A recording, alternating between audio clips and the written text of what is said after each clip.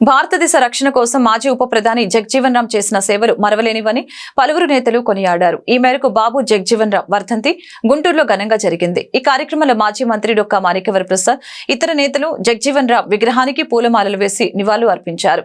అనంతరం డొక్కా మీడియాతో మాట్లాడారు. బడుగు బలహీన వర్గాల సమస్యలపై పార్లమెంట్లో సుదీర్ఘంగా చర్చించి పరిష్కారానికి కృషి చేసిన నాయకులు జగ్జీవన్ రామ్ అని ఆయన వెల్లడించారు. ఆయన ఆశయ సాధన కోసం ప్రభుత్వాలు కృషి చేయాలని సూచించారు.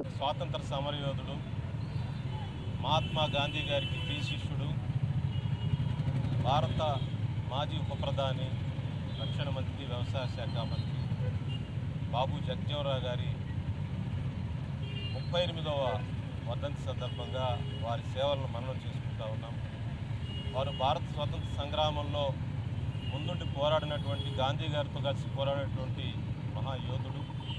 అనేక క్లిష్ట సమస్యల్లో భారతదేశాన్ని ఆ సమస్యల నుంచి బయటేసినటువంటి మహాపురుషుడు, పరిపాలనా దక్షుడు బాబు జగ్జీవన్ రామ్.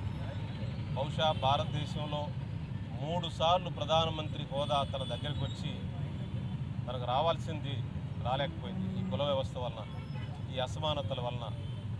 ఇది ఒకసారి మనం మననం చేస్తాం. ఒకసారి నెహ్రూ గారి టైంలో, ఒకసారి ఇందిరాగాంధీ ఎమర్జెన్సీ తర్వాత, ఇంకోసారి జనతా పార్టీ టైంలో 3 సందర్భాల్లో ఆయనకు ప్రధానమంత్రి ఇవ్వాలని అందరూ నిర్ణయించి, సీనియర్ కాంగ్రెస్ నాయకులతో నిర్ణయించుకున్నప్పుడు అది తెలుసుకొని కొందరు పెద్దలు భారతదేశం ఇంకా అంత మెచ్యూరిటీ రాలేదు, ఒక దళితుడిని ప్రధానమంత్రిగా యాక్సెప్ట్ చేసే పరిస్థితి ఇంకా రాలేదు అని చెప్పి ధృవీకరించడం జరిగింది. ఒక మేధావికి, ఒక పరిపాలనా దక్షుడికి కేవలం ఈ సామాజిక అసమానతల వలన 3 సార్లు ప్రధానమంత్రి పదవి చేజారిపోయింది, బంగారు అవకాశం చేజారిపోయింది.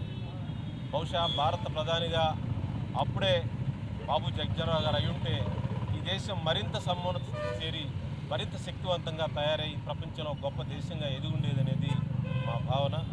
అలాంటి గొప్ప రాజకీయ నేత, పరిపాలనా దక్షుడు, మరి రాజకీయ దురంధరుడు బాబు జగ్జీవన్ రామ్ గారికి నివాళులర్పిస్తూ వారి సేవల్ని మరి మన్నం చేసుకోవాలి. వారి సేవల్ని అనుకూలంగా దళితులు, బలహీన వర్గాలు, పేద వర్గాలకి మరిన్ని సేవలు చేసే విధంగా రాష్ట్ర, కేంద్ర ప్రభుత్వాలు చర్యలు తీసుకోవాలని చెప్పి నేను విజ్ఞప్తి చేస్తాను.